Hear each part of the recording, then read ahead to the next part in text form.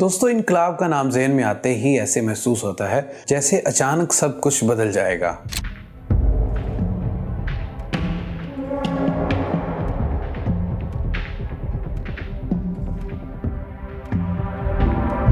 اور اگر انقلاب کے لفظی معنوں کی طرف جائیں تو اس کا مطلب بھی یہی ہے کہ جس میں اچانک تبدیلی سے کسی ملک یا معاشرے کا سیاسی، معاشی یا معاشرتی نظام یکسر تبدیل ہو جائے۔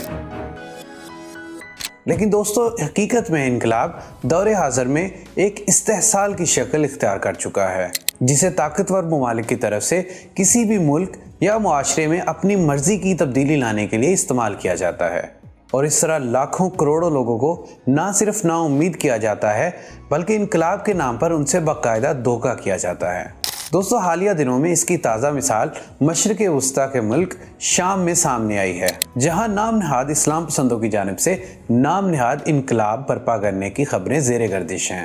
دوستو مشرق وسطی کا یہ ملک شام، جسے سیریا کے نام سے بھی جانا جاتا ہے، یہ دنیا کے قدیم ترین آباد علاقوں میں سے تصور کیا جاتا ہے۔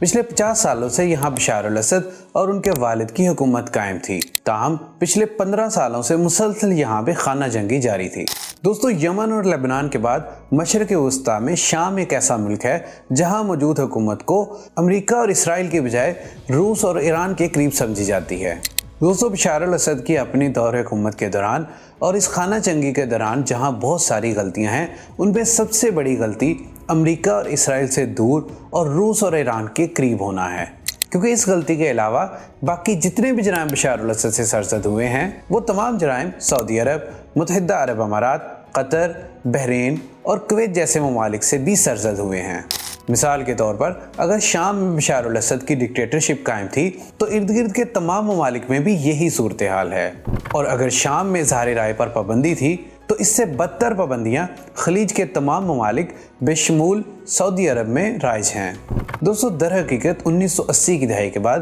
دنیا میں موجود ایک واحد سپر طاقت یونائٹڈ اسٹیٹس آف امریکہ ہے، اور پوری دنیا میں موجود کوئی بھی حکومت اگر یونائٹڈ اسٹیٹس آف امریکہ کے ساتھ کھڑی ہے تو اسے فوراً جمہوری ملک کا سرٹیفکیٹ پیش کر دیا جاتا ہے، چاہے وہاں پر بدترین آمریت ہو جیسے کہ سعودی عرب۔ تاہم اگر کوئی ملک یونائٹڈ اسٹیٹس آف امریکہ کے انٹرسٹ کو آگے لے کر نہ بڑھ رہا ہو تو وہاں نام نہاد جمہوریت کے نام پر یا تو ڈائریکٹ ملٹری ایکشن سے انوالومنٹ کر دی جاتی ہے یا پھر نام نہاد انقلاب برپا کر دیا جاتا ہے۔ دوستو مشرق وسطی میں بدلتی صورتحال کے پیش نظر یونائٹڈ اسٹیٹس آف امریکہ، اسرائیل اور اس کے ہم نواؤں کے لیے شام میں نام نہاد انقلاب برپا کرنا ناگزیر ہو چکا تھا۔ اور دوستو دلچسپ بات یہ ہے کہ یہاں آپ کو یونائٹڈ اسٹیٹس آف امریکہ، اسرائیل، سعودی عرب اور متحدہ عرب امارات وغیرہ ایک پیج پر نظر آئیں گے، اور دلچسپ بات یہ بھی ہے کہ ان تمام ممالک کی طرف سے جن باغیوں کو معاشی اور عسکری مدد دے کر انقلاب برپا کیا گیا ہے، یہ اسی القاعدہ کی شاخ ہے جسے ختم کرنے کے لیے 20 سال تک پوری دنیا میں وار آن ٹیرر کا ڈرامہ رچایا گیا۔ یہ نام نہاد جہادی اور اسلامی تنظیمیں مغرب اور بالخصوص یونائٹڈ اسٹیٹس آف امریکہ کے لیے چاہتے یا نہ چاہتے ہوئے ہمیشہ سے استعمال ہوتی آئی ہیں اور ہمیشہ استعمال ہوتی جائیں گی،